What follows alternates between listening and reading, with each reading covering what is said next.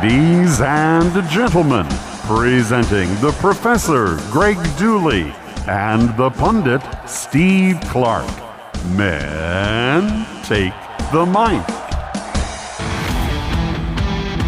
It's the Professor and the Pundit with Greg Dooley and Steve Clark. We're presented by Nick Hopwood, who's a certified financial planner, founder and president of Peak Wealth Management. Retire with confidence.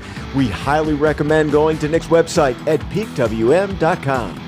Man, Steve, whoa, Nelly, it looked like an old school ground and pound 3+ score victory. Talked about leaving early. Students left to go get their precious pizza house or whatever they got. They did leave early. Big time. But for a moment there, Steve, the Gophers had their greasy hands on a ball and a chance to either take the game or take it to overtime, but it was called back. In the end, the victors prevailed, and yes, my precious little brown jug is now resting safely back in Schembechler Hall for another year. And for you, this has got to be a game that makes you maybe a little more nervous than, say, a tight game with Illinois or a tight game with Northwestern, Wisconsin. There is definitely more on the line for me. This is a little personal, and it happens to do with all the research I've done on the jug. I've been invited with Jill Gordon, who paints the jug, and she flew up from Florida with the hurricane and everything. Like here, no jinxing, but she does need to be around if we're going to paint the score on the jug. It's a lot. So, yeah, to me, I felt it, Steve. And I happened to watch the game on the field at the end of the game. I got to be down there. And believe me, those last, whatever it was, 7 minutes, yeah, I had throaties. I did. And that. But I think it's important, and I think it's fun. And by the way, I stopped getting bent out of shape when people talk about the history now, and they know the truth, and they tell the actual story. And I know that I kind of uncovered a lot of that. Like, there was a big story in The Athletic that got part of the story right, but I know that was a result of my research. Mm-hmm. But they didn't say, hey, congratulations to Greg Dooley for uncovering this. No. And it's okay. I take satisfaction. I used to get a little bent. Right when I did it all, I got a little bent if they didn't say, hey, this is what Dooley found, but I got over it, Steve. It's cool. I mean, everyone's like, Dooley, you're nuts. But no, it's great. I'm so happy it's back. I'm hoping to see it get painted. And when the score gets on there and all that good stuff, we've got plenty of room still on the jug for scores. Everyone always asks that, Steve. Are we going to Stanley Cup it? Are we going to retire this jug? No and no. If we ever run out of room, or when we run out of room, we're just going to repaint the scores a little smaller. We've already done it over the last 125 years several times. It's been repainted several times. So anyway. It will happen again, and it doesn't necessarily have to happen anytime soon because, as you've talked about before, there is still room on the jug.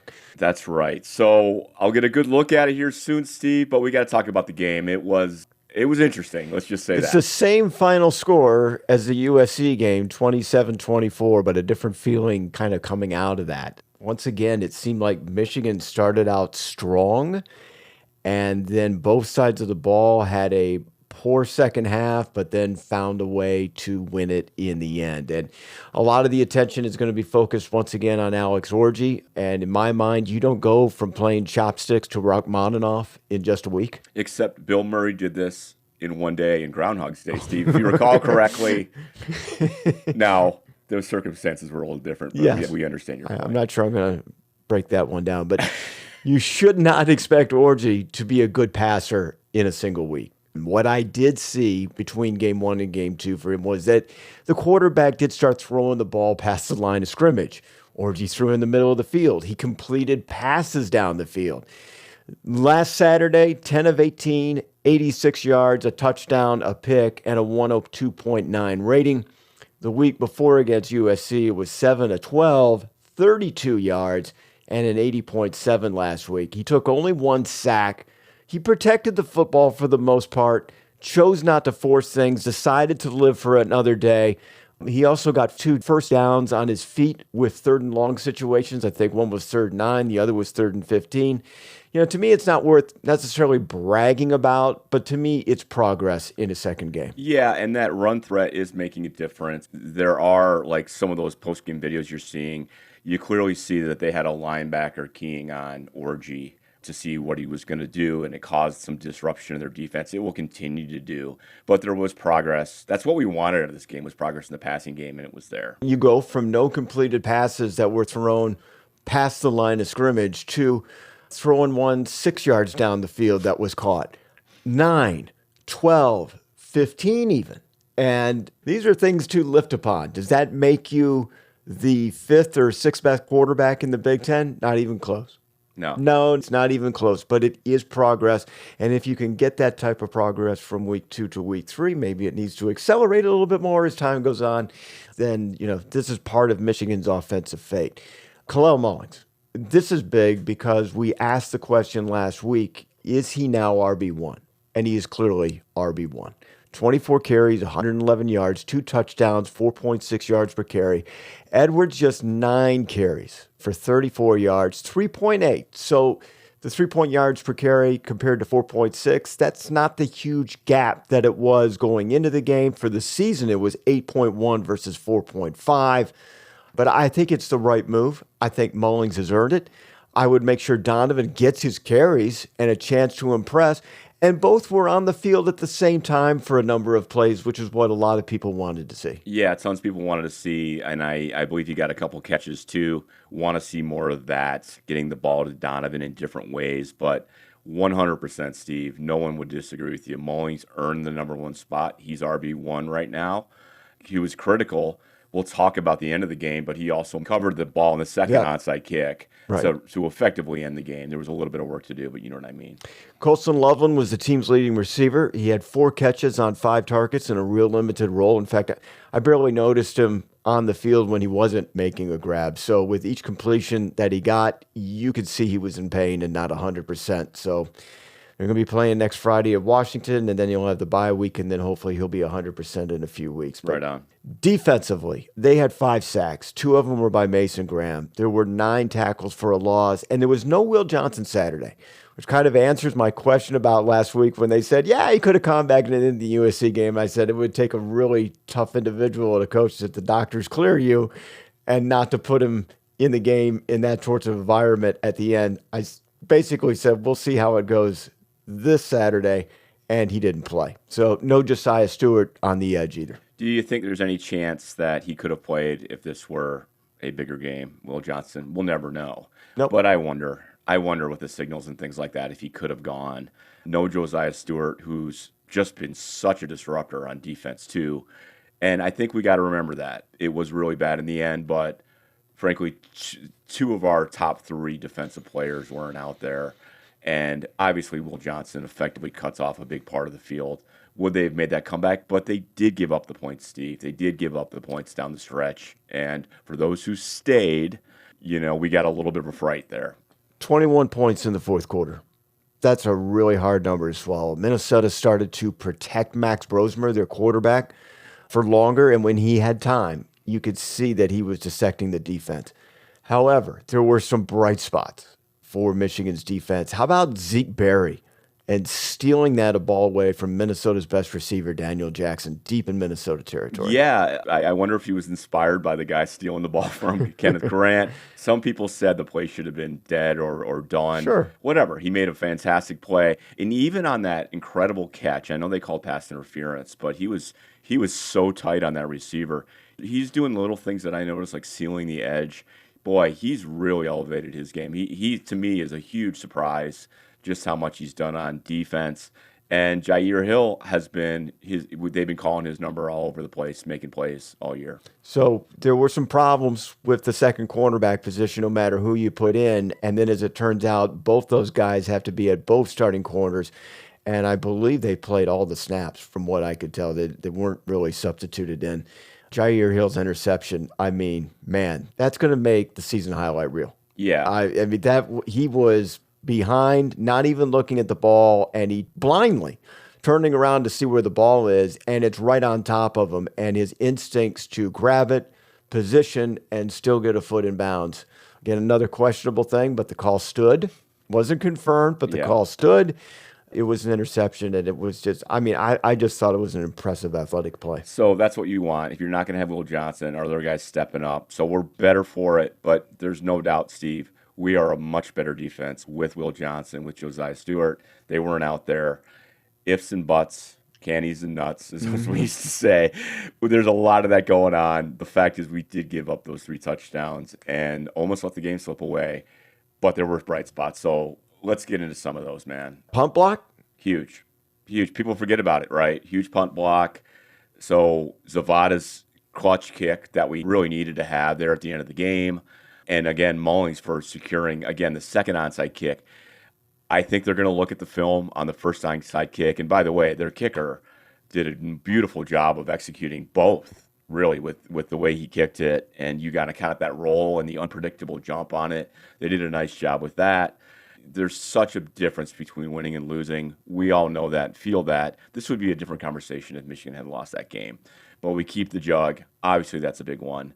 I got to say, politics aside and all that, if you were on prem at the game, on the premises, man, look, all the security around Governor Walz being there, the vice presidential candidate, and it was Parents' Weekend, like pregame, it was a circus. And I know, like, for some people that's a hassle, but it just feels like so many games at Michigan Stadium are the most important place to be in that moment. We're really lucky. Like, is Governor Walz going to Bloomington? You know, and I know Michigan's a swing state and all that, but no, he's not. And I think we should cherish these things where it just seems like the spotlight of a nation, if not for a glimpse, a minute is on us. And it was cool. The media entrance was closed earlier than the announced earlier time. They said, get here early because we're locking down where the media all enter the stadium. Like, at 11:15. Yeah. Be here before 11:15. We're there at 11:05. Nope, it's closed. So we walk in the rain to the other end of the stadium. At the end of the game, they announced that the elevators that we all take will be closed. You had to leave early for the press conference. I mean, it's an exciting ending, and you're telling the media people that they have to miss witnessing the end of the game. So make a choice. Yeah. Then it was announced the press conference would start 30 minutes late, all because of Tim Walz. Oh, my gosh. And look, people who work in the media are working there like maybe 7 or 8 hours because they're there well before the game. They're making sure that they see all the practice preamble stuff to see who is in practicing, who's dressed, who's not, who's in crutches, who's in street clothes. Then the press conference is all the writing, the quotes, the videos, the blogs, all that sort of stuff. And they're leaving like at 7 o'clock at night for a noon game. The last thing they want to hear is 30-minute delay in the press conference. Yeah. As these announcements were all happening and looking at the reaction of the people around me, that the DNC might be losing votes in the swing state of Michigan because of the at least spoiled personalities. Like, they're going to influence the population because they're bent out of shape about this. Oh, I actually got to see Governor Walz in person. I popped briefly into a suite to have a chat with someone, and I said, hey, what about all the security men? And he goes, well, he's right there. And there's glass in between the suites, so you can see the suite next to you. It's kind of fun. Yes. He's just sitting right there. So I got a picture or two. It was kind of a circus. Yeah, and then all the, like in those political shows, all the handlers around him, like running around, and people trying to get in to say hi. Someone came into our suite looking for him. And I'm like, I think he's next door. But I'll talk to you.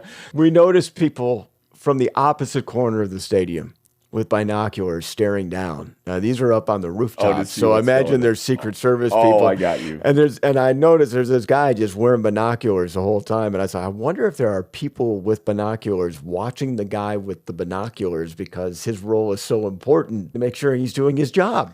Yeah, I remember as a young lad, I went to Amsterdam, and they had guys with automatic rifles, the security in the airport, right, walking around. I mean, it was stunning. Well, in the stadium, in some of the suite level, they had guys with automatic weapons ready to go. Like, it was wild. So very cool. One more little bright side, having Loveland out there was big. And realistically, Steve, I know ifs and buts. We're protecting a 3-score. We're not letting 3 touchdowns happen at the end of the game. If we have Will Johnson and Josiah Stewart, you're going to go, hey, Dooley, yeah, injuries are part of the game. Absolutely they are. And you play a physically brutal game like we did against USC or this style of play that we have in general, people are going to get injured. On the downside, Steve, we have been outscored 57-26 in the last 3 games in the second half. It's an issue. Yeah, it's an issue. So that's rough. Sharon Moore in the post-game press conference did not seem very happy about how things went. It's a different atmosphere, both the fans and the players. It was very different from the end of USC versus the end of Minnesota. Yeah, it sure was. And I see on Twitter the fans are starting to come after the coaches a little harder and some of the decisions and the staff and all of these things. So, yeah, the pressure's on. It's not that worst case scenario that you described before this season where we'd be going into this game at Washington with the 500 or a losing record. It could have happened. Like, there were a couple games here that were really close. We don't have that. But there's a lot of questions out there nonetheless. Look, the onside kick, the first one, the final drive, one of the hosts, they had 5 people, by the way, on the stage. I think that was a smart move, by the way. Yeah, they said the Gophers got hosed in kind of their final comment. It was a tough call, Steve. And I know even there's like touching, and they said break the plane. What did you see here, man? I mean, did they get hosed or not? Maybe they weren't. And I'll just give the devil's advocate side for why they weren't. The referee's official explanation is breaking the plane. I didn't hear the word stepped over the line. I heard breaking the plane. Yeah. Okay, so when we think break the plane in football, when the football goes over the end zone line and the body doesn't, the ball broke the plane. Yes. Therefore, it's a touchdown. So let's break that further. When the referee says he broke the plane, maybe not his feet. And the one guy in question seems to be really out there with his arms in his helmet. The way the Big Ten drew it up, they have somebody who pauses the video at a certain point. Was it the right moment? I don't know. It's an arbitrary pause button is the way I'm going to describe it. And if it is so-called break the plane, another couple hundredths of a second on that pause unit could show a guy's arm breaking that plane. Okay. I mean, maybe that's what they say. Is that the standard, though? Breaking the plane, or did the ref misspeak? Is it supposed to be your foot? Or a knee. Well, or see, something. here's the thing: is I'm not a rules expert, but I'm going to take a cue from when the referee says he broke the plane, and that's his official explanation to PJ Fleck. I think you can argue he broke the plane, or it was really close, which would justify it. Then there's, do I pull the flag out? Is it blatant enough to pull the flag when everyone's moving 100 miles an hour in one moment? There's some questions there, Steve. There is some questions. Tell you what. And let's be fair, if the roles were reversed, I'd be screaming about this right now. Given the situation, one of the most frightening things is to see, after their frantic comeback, to see the ball back in their hands for that moment.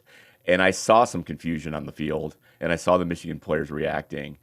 And it seemed to be clear that I think it's going to be something like this. There was a little bit of relief, but it was panic. And when it was recovered by Minnesota, it was like within a few yards of field goal range. Yeah. So what else? A haunting feeling right now on any third and long, Steve. It seems unachievable. It's a bad feeling. Like, I don't know the stats, Steve, but did we convert? Is that offense or defense you're worried about? Oh boy. Oh boy. Gloves are off. This is sunny side down. Listener Emgo Shu flagged Dominic Zabata for horrible jug security. Now, this was not a Chase Winovich one hand in the student section failure of jug security, but the dude grabbed the jug and ran up and down the student section, leaping over banners, cables, tape, everything else, high-stepping, and having the students touch the jug. Now, in his defense, he had 2 hands on it. It was a little concerning. By the way, this happened right in front of my eyes. Like, he literally zipped right past me like twice with this as I was down there. Did you say anything? No, I was taking pictures. I don't want to get too involved, Steve. You want to take pictures of the jug falling and shattering. Well, what if something happens? Like, hey, man, stop, turn around. Slips out of his hands. Suddenly, I'm part of the problem. We talked about it earlier. Walk away, Greg. Walk away. Speaking of things that I've lightened up on, I do get a little sick and tired of old people telling students when to show up to the game, how to behave, do all that stuff. They're students. Let them be. If they show up late, they show up late. The important thing is that they show up, okay, to me. So I'm not going to lecture them, but I am going to say. This is like church. Bro, it seemed like 2/3 of them left at halftime, okay? And granted, it looked like the game, we had it. That also sometimes happens at church. Right, that's right. It looked like 2/3 of them left to go get their precious pizza or whatever. Okay, you got to stick it out a little longer. That's all I'm going to say. Okay, I said it. Come on. And I know the weather was crappy, and of course I'm inside saying this. I'm dry as a bone having a Tim Hortons coffee, like scolding the students. We went to the 1995 game, darn it. That's the way it was back in our day. That's right. Steve, 1995 Purdue. Come on. Admit you noticed like it was pretty sparse in the 30s there, section 30s. At the end of the game. Yeah. No doubt. It was very sparse. It's Nick Hopwood, CFP and founder of Peak Wealth Management. Learn how to retire with peak confidence at peakwm.com. A lot of people don't realize we have a special arrangement with the University 401, 403, 457 retirement plan. If you're a university employee or even a former university employee, you can add us as your advisor to your account.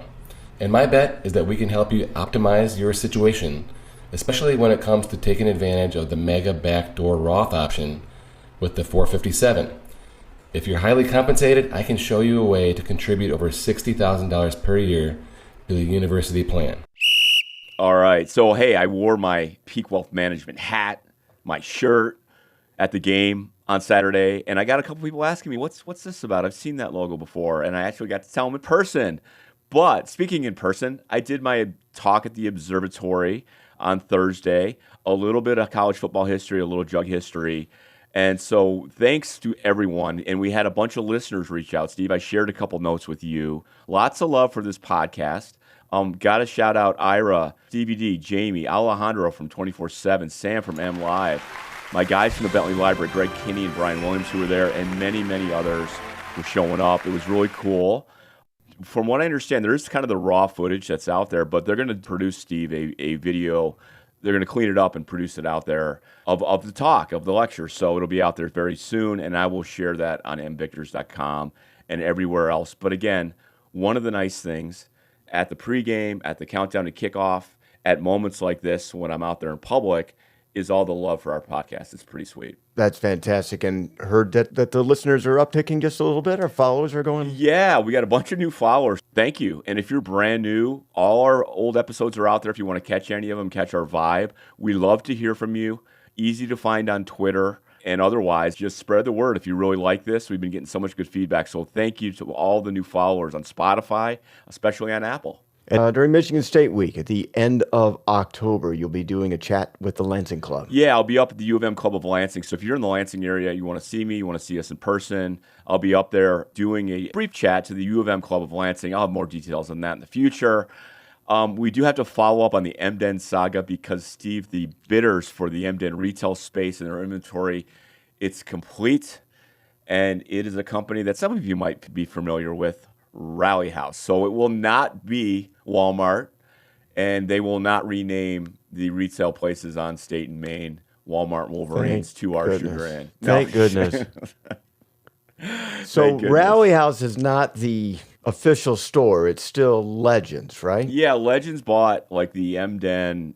They have the Emden. So yeah, the question is, what will the retail footprint look like on State and Main?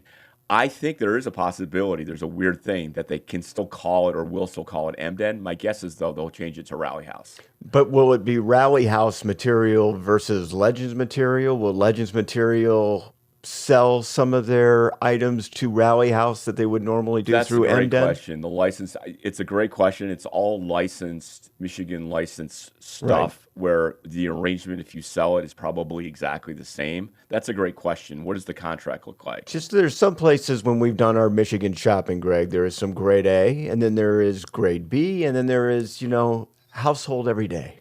Yeah. Household every day. If they own those stores, they have to have the grade A jerseys, the authentic jerseys and the high-end stuff. One thing that Emden did was create that kind of your father's version of Emden, which was the Victor's collection next door, which is where you had the Tommy Bahama and the fancy golf shirts, jackets, sport coats, right, with block M buttons on it, and jewelry and watches. And I don't know if they'll have the high-end stuff. These are all questions. So we'll find out very soon. The story that won't end. Had to miss the Sklar brothers this weekend, but you had a chance to see them in person. I did on Saturday briefly, but they were out at the Michigan Theater last Friday for a great performance. Yeah, those guys are great. They're such big, and if you don't think these guys are Michigan fans, they went on in studio at WTK in the morning with Ira. They listen to everything. They are big fans, Steve, of you. You know that. They've shared that with you. They gobble this stuff up. They're not just like casual entertainers who are Michigan fans, and their shows are always great. I recommend seeing them. They're hilarious, and they always have had like a sports bent to what they do. And I heard they turned that on full at the Michigan Theater last week. So we love those guys. But I was down there with them, Steve, on the field at the end of the game, said hi to them. They were nervous, man. And it didn't hit me till later because I didn't know they were honorary captains. Right. They were a different kind of – I was jug nervous or losing the jug nervous. They were – we're honorary captains at one of the biggest potential collapses in Michigan football history. I know that was on their mind. I know it was on your mind. And you're like, what are you talking about? Look, you're honorary captain. You're out there. You're kind of part of the team for this one. And it's a temporary assignment. And part of the assignment is you definitely want to have the team win when you're on that day. Or you're not talking about it very much for the rest of your life, okay?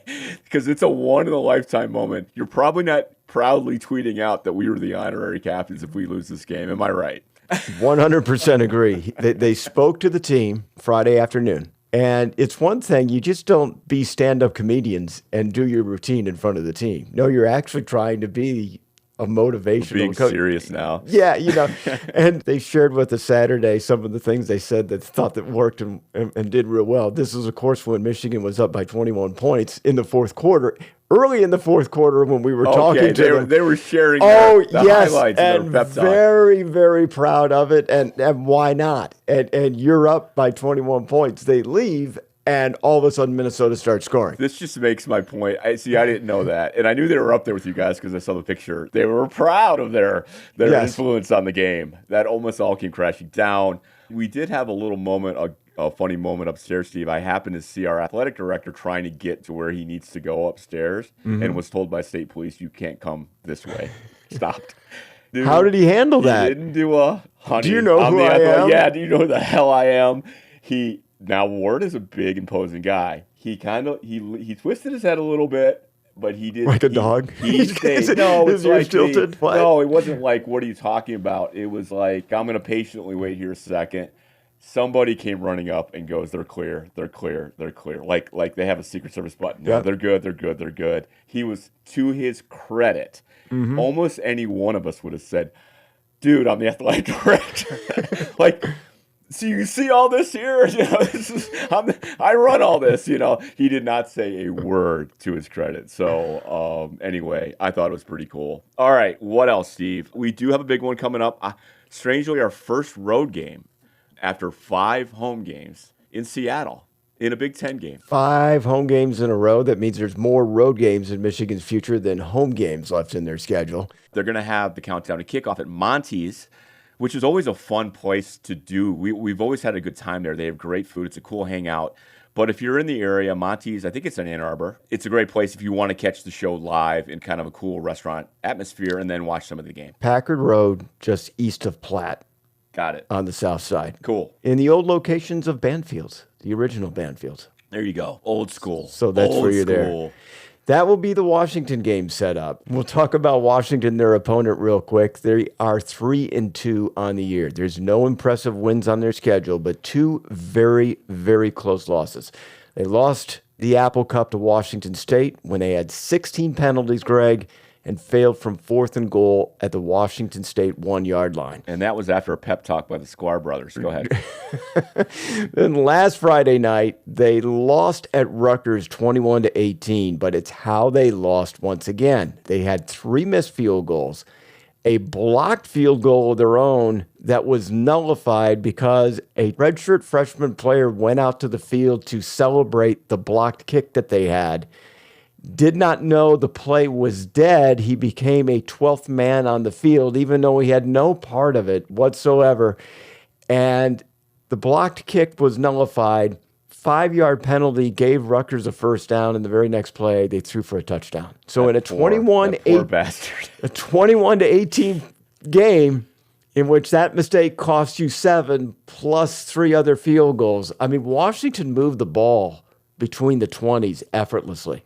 It sort of looked like the way Minnesota was moving the ball against Michigan in the fourth quarter, except Washington was doing that the entire game. Yikes. But the thing is, and the reason why they lost, besides what I just told you, was that Rutgers won the meaningful plays.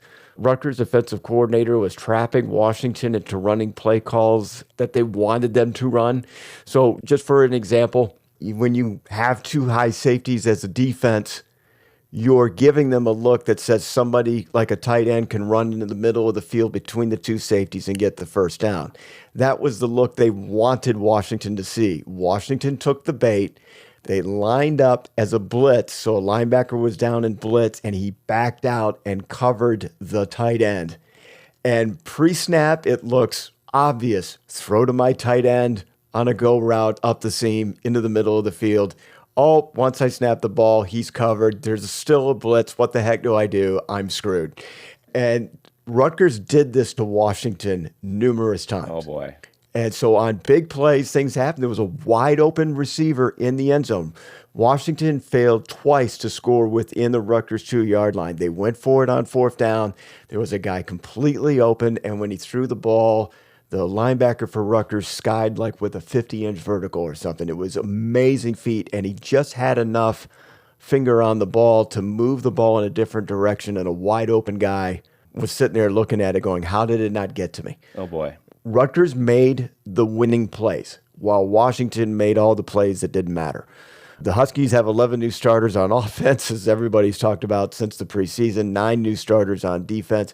Bottom line, Greg, they are very close to being an undefeated football team, but they make too many mistakes, and it's the opponents that are making winning plays. But they're a flawed football team. But Michigan is a flawed football team as well. Sounds familiar. All right, cool. So, Big Ten.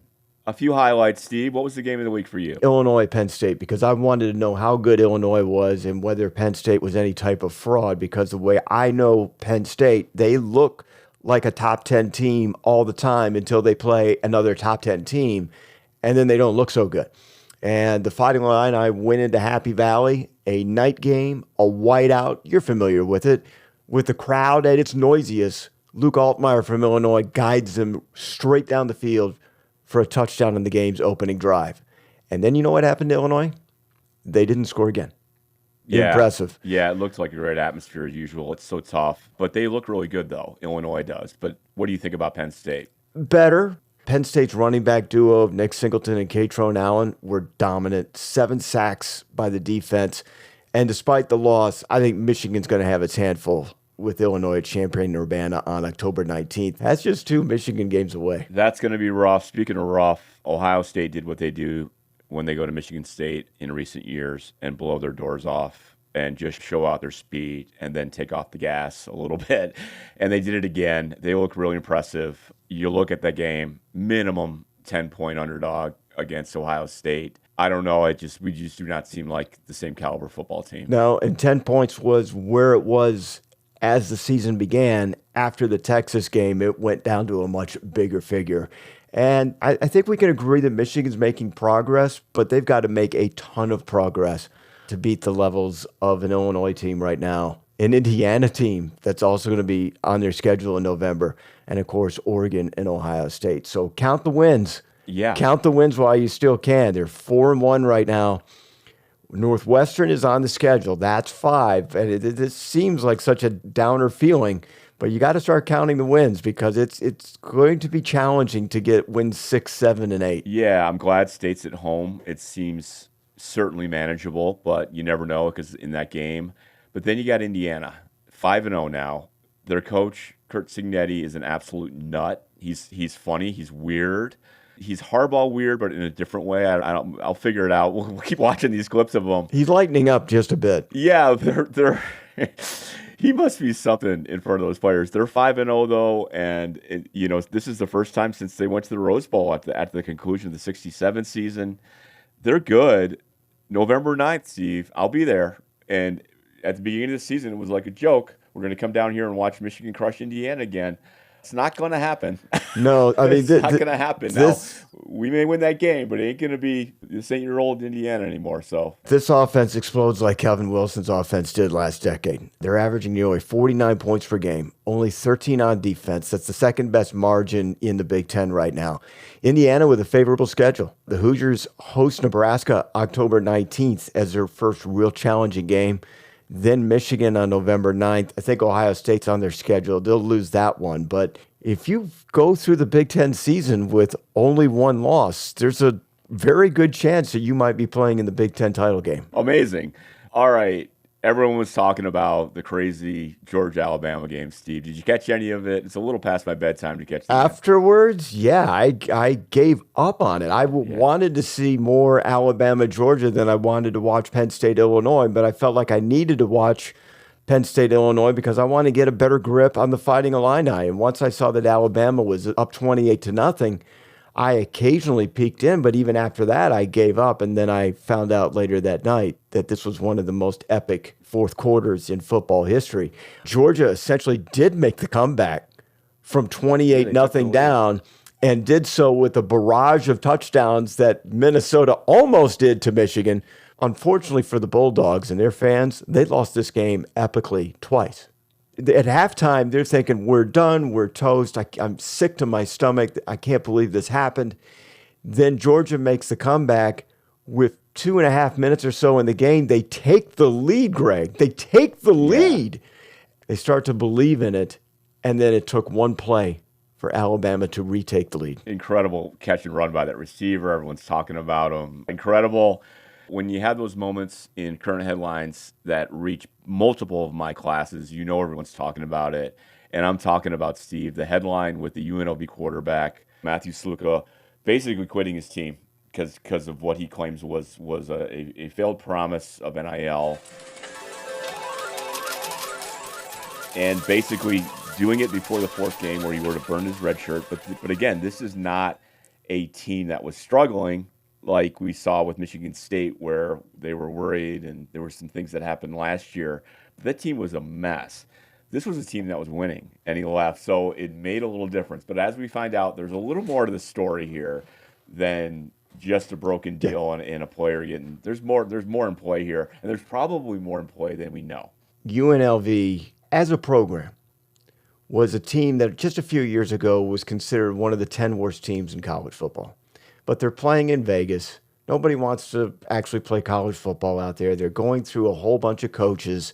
No one's ever been successful at UNLV.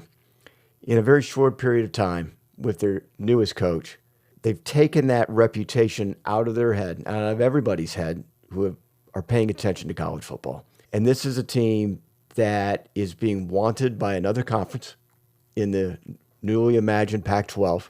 And they're being talked about as a team that could represent the group of five based on the way they started at 3-0. In the Mountain West, if they win the Mountain West, they could be considered the group of five candidate. Right. So this is like maybe the best week in the history of UNLV football. And 2 days into the best week of UNLV football, their dual threat quarterback, as you said, Matthew Sluka, basically walking out on his team and his teammates electing to redshirt. And why? Because he can. He hasn't taken his red shirt yet, and this would be his final season. In a statement Tuesday, he said he committed to UNLV based on certain representations which weren't upheld. He happens to have an agent. His agent tells SiriusXM Radio, national satellite radio, that $100,000 was offered by multiple coaches at UNLV during the decision process while Sluka was still at Holy Cross. The agent said that while he was pursuing this payment, which none of it had happened yet, he was told that the offer wasn't valid. And he tried to renegotiate to get maybe 60% of that money. The agent claims the best UNLV could offer was $30,000. UNLV then says, well, now that you've gone public, we were going to keep our mouth shut, but now that you've gone public, we will respond by saying that agreeing to any financial demands by his agent would result into an NCAA violation of pay-for-play rules and Nevada state law, which makes it prohibited. The collective, Friends of UNLV, says no formal offers code word, no written offers, were made during the recruiting process. Sluka is free to do whatever he wishes. And if the house settlement is approved by a judge, which we have talked about in the past, then revenue sharing can start as early as next season, 2025, with written contracts. Was this a smart business decision by Sluka? Probably. If he takes his red shirt, he can go somewhere else and potentially make money. And by not playing, he might actually get a written contract from the university itself. That might be a smart business decision. Are coaches making informal offers as a recruiting and retention tool? Yeah, probably too. Yeah, well, they definitely are, Steve. And the NCAA right now, there's an injunction where they're not even enforcing it. In fact, Mike Gundy just came out and said, we bought this player and he was cheap. And there are written offers right now, and there can be with collectives. That's all above board for marketing deals. Do this, we'll give you this, right? If you follow what happened at Michigan State last year, there are a lot of similarities, but the big one, though, is that the Michigan State team was sinking super fast. But as I understand it, there's more to the story because the coaches, like Sluka is saying, were writing checks that the collectives couldn't cash. They were making promises above and beyond what anyone thought they should make. So, yeah, there's a lot going on here, Steve, but it does raise some concerns. You know, you make a point, and I think a lot of fans are concerned, like this could be the ugly part of all these dynamics that we're going through right now with college football. What do you think? It's a major turnoff that makes college football more like a pro sport. There are certain people that don't like the pro sports in general because it is the opposite of college. College is turning more into pro, so now they're disgruntled because they can't find a sports or an avenue for the love of the game. That makes it naive on their part, but it's what they grew up with, and that's what they like. And if they don't like it anymore, they're going to turn some things off. There's a lot what you just said. There's a big thing. There's an onion to unpeel, but I think most people agree that it's probably right to pay players in some form. The other thing is people talk about player rights and bargaining, but what bargaining comes with is conceding some things. When you bargain, both sides get something. And we forget, the players need to get paid, and they'll get paid, and they're going to loosen up how they're paid, whether that's through revenue sharing or other ways. But if there is an agreement, the coaches should probably get something too, and the team should probably get something too, like restricting the ability for players to just be able to quit, okay? Or giving them the right to stop paying players if they quit on them.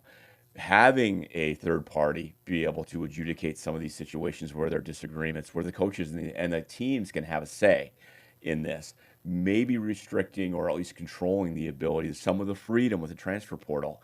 That might be a give and take. And for that, you're getting all these benefits. You're getting all this money. The NFL and the players came to an agreement.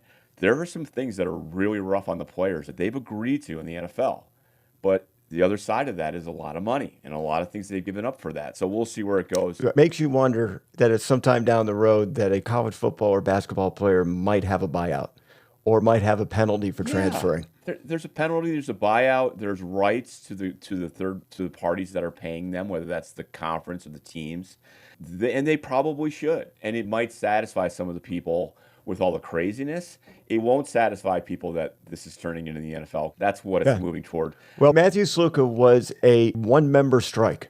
He essentially went on strike. Yeah. And saying, look, you're not paying me. I need to go. Now, because it's one individual, will he be picked up with open arms by somebody else? The guy came from Holy Cross. Or was he already picked up by somebody else and said, you're great. You need more time in college. We got an offer. We're going to need you. Come here, you're good, and that triggered his leaving. So did that already happen? And before the game this week, a UNLV businessman says, I'll pay him the $100,000 the university owes him. Sure. That's not happening. You think the biggest loser in all of this is the players on this team. 3-0 start, their star player leaves the team. Huge credit to these players who responded in a big way on Saturday. They absolutely shellacked Fresno State, a team that Michigan played in the opener. I remember. As a response to all this, the new quarterback came in and they beat Fresno State 59-14. So that new quarterback is going to go talk to that business person. I'm here. Yeah. Hey, can I get a piece of that? There was members of the team that says, look, we'll take your $100,000 and please distribute it to the offensive line that is doing something for this team. And they might have a point because the second quarterback comes in and they scored 59 on Fresno State. Yep. All right. Do we have time for things only Greg cares about, Steve? Absolutely. All right, Steve. Nobody cares. Everybody knows nobody cares. No one cares. Nobody cares!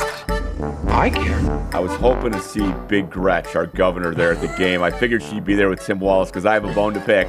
The Michigan 10-cent deposit on bottles and cans that's been out there forever, made famous in an episode of Seinfeld when they tried to scheme to take all the cans from New York to in a mail truck to Michigan to return them. Put in place originally for litter bugs. And Steve, when we grew up, you probably remember maybe going on vacation and look at the side of a highway and it was all kinds of bags and bottles and crap everywhere. Like people used to just throw garbage out just like an Anchorman when they're eating that lunch and they all throw it down. That was happening. No one does that anymore. Okay, yes, you see the occasional bottle, but the 10-cent deposit in part was to control that. It worked.